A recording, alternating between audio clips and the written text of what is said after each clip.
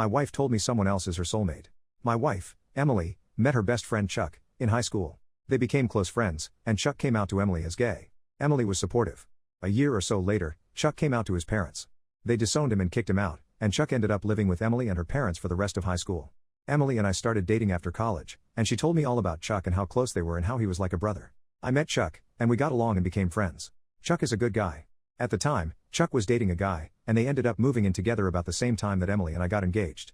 Emily and I have been married for 5 years now. I'm a project manager and took on a year-long project in another city. I have to leave at 5:30 a.m. every morning and get home around 6:30 p.m.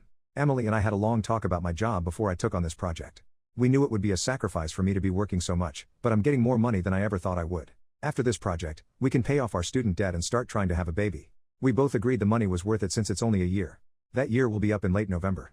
In March, Chuck caught his boyfriend cheating. He was devastated. Emily immediately told him he could move in with us.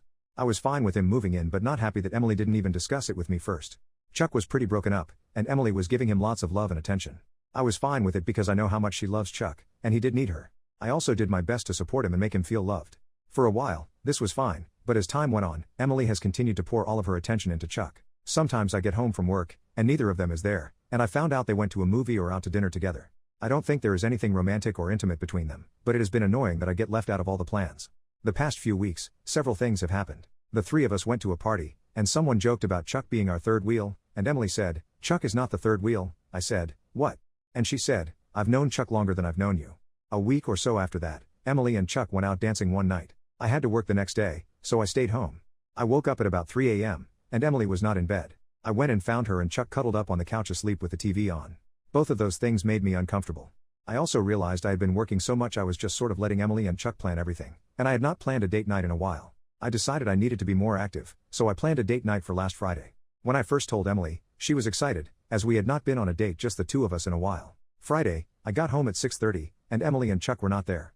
I took a shower and got ready. About 7:15, I finally called Emily, as we had reservations at 8. She answered, and when I asked where she was, she said she and Chuck had gone shopping and were getting some dinner. I was kind of stunned and asked about our date. She laughed and said, "Oh, I forgot." Oh well. And that was that.